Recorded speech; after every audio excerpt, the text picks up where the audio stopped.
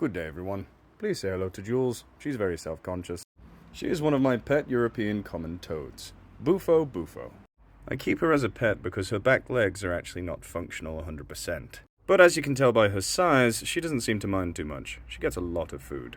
Now, don't be worried, she can't give me a wart. That's a myth. And I have ensured that my hands are moist and fresh and clean so her skin doesn't get hurt either. She spends most of her time here in her habitat, where she lives with her roommate, the king of moisture. Toads have some really cool adaptations. You can see these glands behind her eyes. They contain toxin. Now, for the most part, these toxins are absolutely harmless to people and even pets, only really causing intense drooling in pets like dogs. It's really just to put a predator off because it tastes terrible, so I hear. Another cool thing about toads is that they have drier skin than other frogs. And yes, fun fact, toads are a type of frog. All toads are frogs, but not all frogs are toads. And this drier skin allows them to live out of the water longer than other amphibians. In fact, adult toads spend very little % of their time in water, only really going there to breed.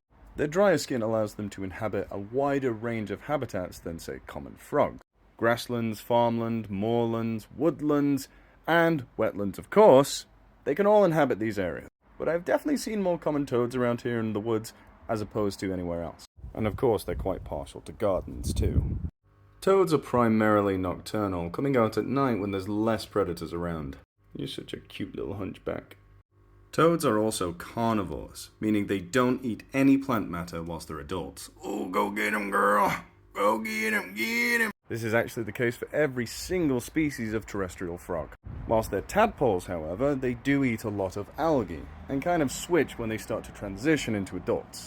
I absolutely adore toads and other frogs and other small critters. I grew up catching their tadpoles and letting them grow into froglets, before releasing them into ponds just like this.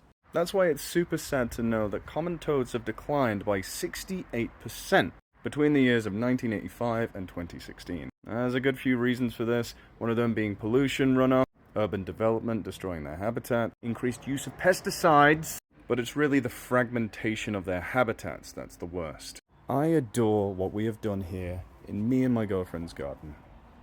Wildlife can get in and out and use this space, same as us. And whilst wilder, healthier gardens are on the up and up, it is not enough in the long run. It's definitely a reoccurring trope here on my page, but rewilding landscapes are some of the best things we can do for toads and other wildlife, especially woodland where you can find most toads. Establishing these natural corridors, be it woodland, wetland, what have you, will be nothing but a net gain for absolutely everything.